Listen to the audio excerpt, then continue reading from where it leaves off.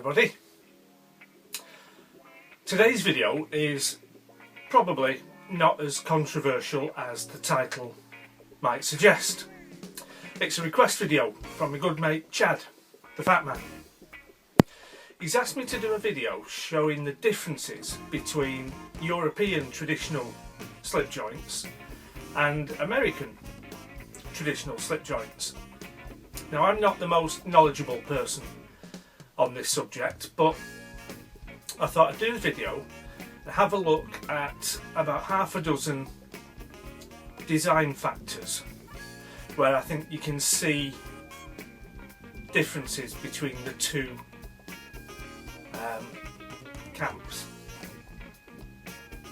Now, given the nature of the discussion, it's only going to be generalisations.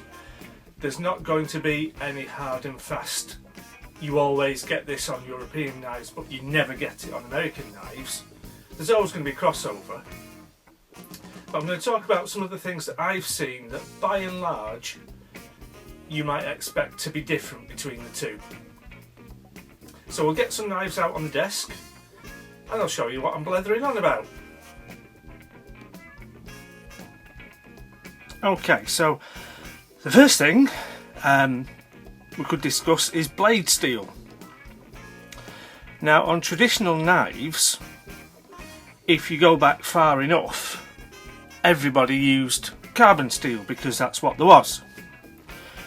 But if we look at traditional patterns that are made nowadays, the choices are wider. What you tend to see with European knives is a basic steel would be 12C27, as on this Laguiole. We have it stamped on the blade tang. Hang on, wrong side. We have it stamped on the blade tang there. And on this Le Roc 4 there.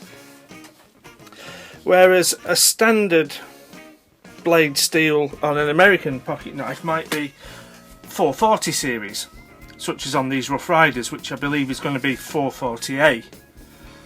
Although I must admit I'm a big fan of 440C when it's done properly.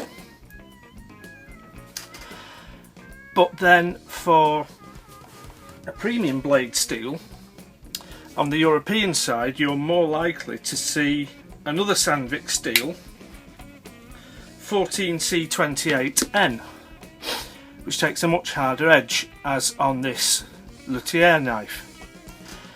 Whereas a traditional pattern American with a better steel might be nowadays something like CPM 154.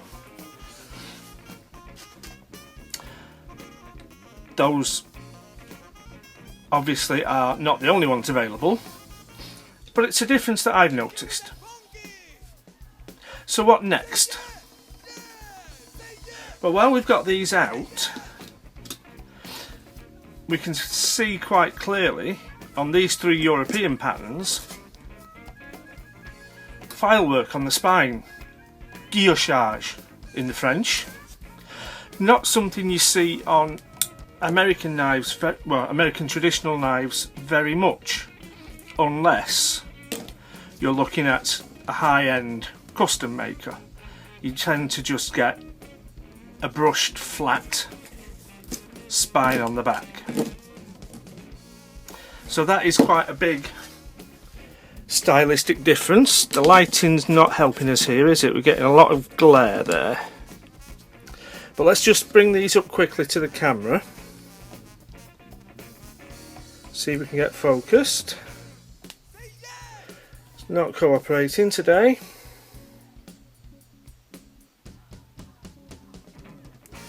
So there we see on the luthier and on the Laguiole, quite ornate file work on the back.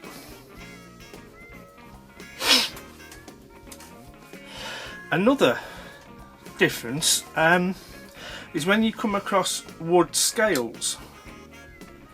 I would say that you're far more likely to come across wooden scales on a European knife than an American knife.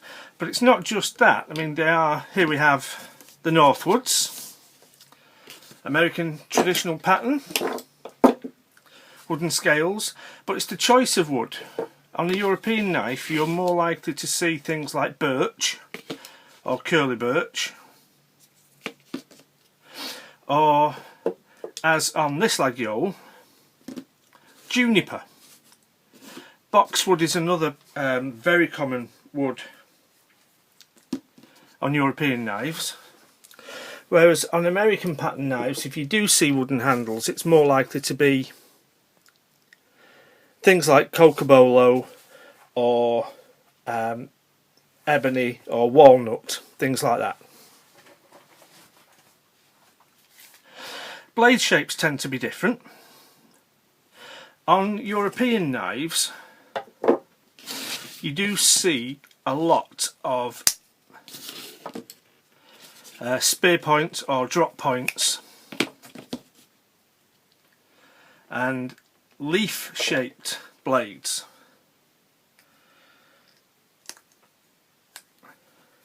Such as these. But you don't tend to see quite so many clip points. Now there are traditional European knives with clip points. This Joker, for example, from Spain, quite clearly has a strong clip point on the blade. But it does seem to be more common on American blades. Let's see, I'm not sure I've got an American blade to hand with a clip point. Oh, we've got a little toothpick. There we go. Just sneak that in there. I think you probably see a fairly even split between Warncliffe or sheep's foot blades across European and American knives. So things like the Otter there from Germany, and I don't think I've got I've not got an American sheep's foot to hand now. Never mind.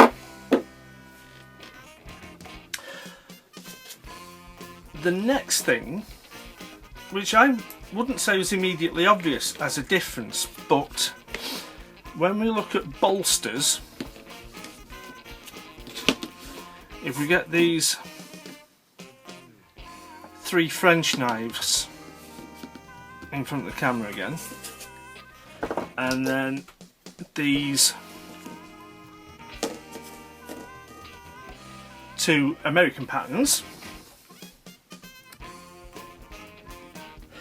there's quite a spread between the two groups of bolster configurations. No bolsters, a single bolster, there's a single bolster American, or two bolsters, front and back.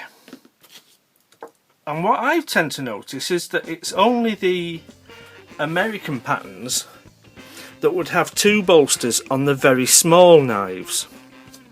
Although it's quite common to have a single bolster on a European knife, or indeed no bolsters at all, it only seems to be the bigger full 4-inch knives that would have two from our European friends. I haven't seen, that I can think of off the top of my head, any small European knives that have the double bolsters. Those tend to be the American patterns. And then the last thing I think I've noticed as a difference is where European knives with bone or horn handles tend to have a smooth finish. The American patterns are much more common with a jigged finish. No idea why. People make a big fuss about whether some handle materials are more grippy than others, and generally speaking, unless it's waxed and polished to within an inch of its life, there's not a massive amount of difference. I think it is just aesthetic. So here we have the blonde horn on the Spanish Joker and the French Luthier, the smooth white bone on the Laguiole, and this one is from Artisan Coutelier, and a couple of American jig bone handle knives. So those are my thoughts. It would be interesting to hear anybody's opinions if you want to chime in with observations or corrections. I'm always open to being put right if I make any stupid mistakes.